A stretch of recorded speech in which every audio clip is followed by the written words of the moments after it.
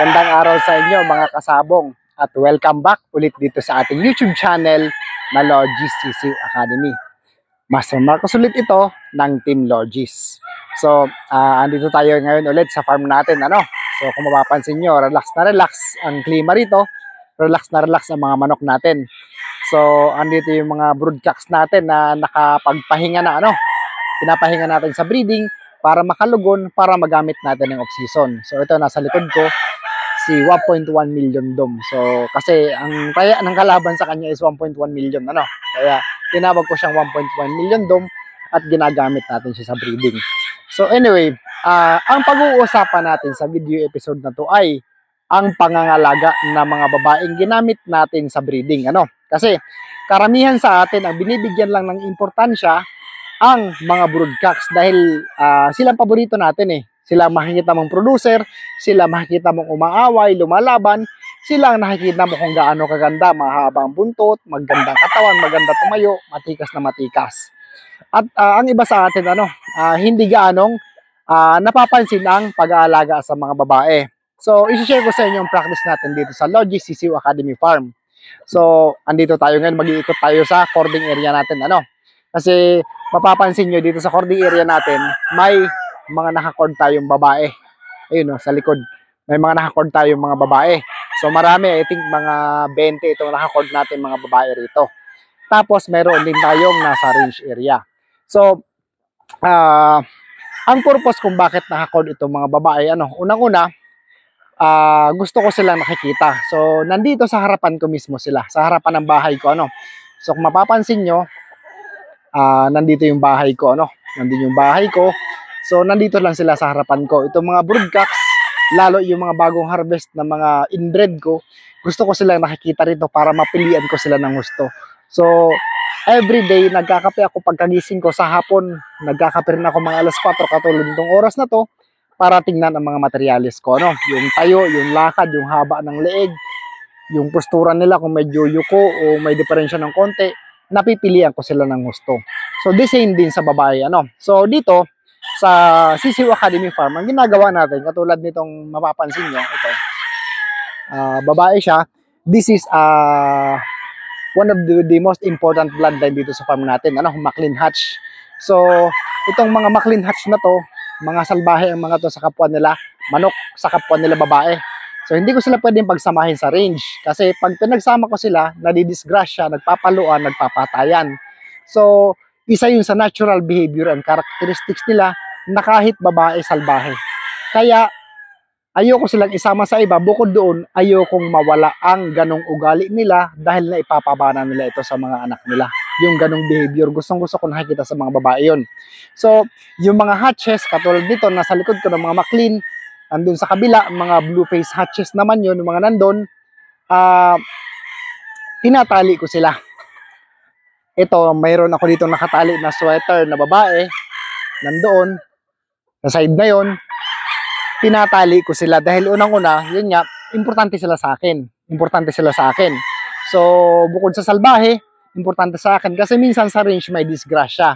Minsan makakatuka ng hindi mo alam, bigla na lang manghihina, mamamatay. Minsan, sasabit ang wing band, leg band sa net, mabibilad, mamamatay. Minsan, papaluin ng mga kasama nila, madidisgrasya, mababalian. So, sayang, lalo yung mga imported na kung hindi pa natin nakukuhanan ng lahi, na pagkamamahal, sayang. Kaya ang ginagawa natin, talagang iniingatan din natin sila kahit babae sila, Dahil kung importante ang lalaki para sa breeding program natin, mas importante ang babae. Kasi ang babae ang nagpaparami. Hindi tayo makakapagparami ng breeding kung lalaki lang ang gagamitin natin. So iniingatan natin, lalo yung mga inbred, sa mga Bruce Barnett natin, yung mga inbred natin na materials, iniingatan talaga natin sila. So magkakapatid na magagaling, yung mga babae yung mga lalaki na magagaling na magkakapatid, lahat ng babae na inbred, hinahanap natin kasi alam natin na producer sila. Kaya iniingatan natin sila. So, ito mga blue face hatch natin, nakacord habang pinapalugo natin, kasi ito yung mga top producer natin sa mga Bruce Barnett sweaters natin. So, sa unahan, nandun naman yung mga 1.1 million dom natin na mga kapatid na ginagamit natin sa breeding. So, ito mga imported natin. Ito yung nasa kabila na to. This is a 20 Grand Calcium imported. Ito naman mga bilirubin hatches. So lahat ng importante nandito sa harapan ng bahay ko. So ngayon, mapapansin nyo kung paano ka-importante ang pag-aalaga sa mga inahin natin. Kasi kadalasan nga, sinabi nga natin na producer sila naglalabas na magagaling bukod sa broadcast na iniingatan natin. Ngayon, kadalasan, pag off-season, sinasabi nila mahirap buhayin.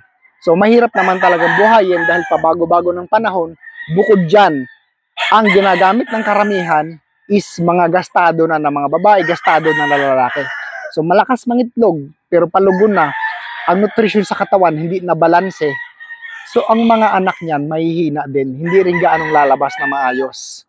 Kaya talagang, hindi talaga mabubuhay ng maayos ang mga pasisyo ng off-season. Lalo kung gastado ng babae sa lalaki. So, dito, ang ginagawa natin, ang main purpose nitong paglalagay natin sa talian, paglalagay natin sa range para makapanariwa sila is unang-una, yun nga, nadidieta sila. Tama ang pagkain nila, takal, kaya hindi sila gano'ng tataba. Pangalawa, lahat ng kailangan ng katawan nila, lahat ng mga natural vitamins, vitamin D, nakukuha sa araw pag binilad mo, yung vitamin C, natutukan nila sa mga damo-damo, sa mga, yung mga bagong tubo na grass cutter na damo, talagang tontuwa ang mga manok dyan. Tapos yung mga proteins, yung mga natutukan nila na mga kung ano-anong mga maliliit na hayop sa lupa, malaking tulong sa katawan nila yon. Sa pang-apat, ang mga natural na minerals katulad ng iron at iba pang mga minerals na nakakalkal nila sa lupa. So napaka-importante yon para manumbalik at mabalanse ang katawan nila, manumbalik ang natural biorhythm nila. Mapapansin nyo, makintab ang balahibo nila pag nasa loob sila ng range na malawak, na nakakagalaw sila, hindi sila stress, o kaya naman mas lalo sila pag nakatali, sariwan-sariwa, maganda ang pakiramdam nila at hindi nawawala ang natural instinct nila kahit babae sila na talagang matapang sila, territorial sila. Ayaw nating alisin yun na pag-uugali na yun sa mga manok natin, kaya mine-maintain natin sila sa ganitong sistema. So kung meron din lang kayong pagtatalian o range area na maluwag, ilabas nyo ang mga alaga nyo mga babae para mas madali nyo sila magamit. Kasi ako, part na rin ito ng preparation ko para sa off-season breeding. So nagbe-breed ako mga June para sa pansarili ko ring gamit kasi yung season sa iba pang klase ng breeding ko, pang-share natin sa mga kasama natin. So pag nag-e-expo and then yung normal cycle ng breeding, talagang nauubos ang manok natin. That's why pag mga June, gumagawa rin ako ng sarili ko na breeding. Kasi yun ang pinaka best condition kung saan sariwa talaga ang mga babae. So nung ginawa ko yun, natuklasan ko na talagang ang gaganda ng sisiw, ang lalaki ng sisiw, mapintog na mapintog, malusog na malusog at wala halos mortality at matibay sila. Hindi sila nagkakasakit kahit anong season, kahit off-season pa yan, kahit mainit, kahit tag-ulan pa yan, hindi sila basta-basta nagkakasakit dahil sariwan-sariwa sila, bagong lugon. Babae sa kalalaki, ang gandang gamitin pag bagong lugon. Kaya I suggest kayo, kung gagawa kayo ng mga breeding materials, gamitin nyo pag bagong lugon ng mga materials nyo.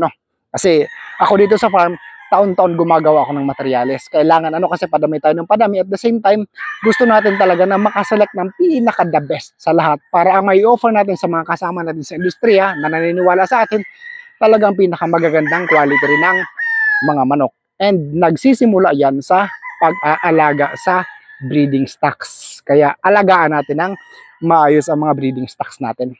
So, ayan, blue face. So, ito naman yung mga maklin natin. So hanggang dito, ang dami natin nakatali na mga babae. Hindi ko sila pwedeng isama at ayoko talaga silang isama. Yun ang purpose.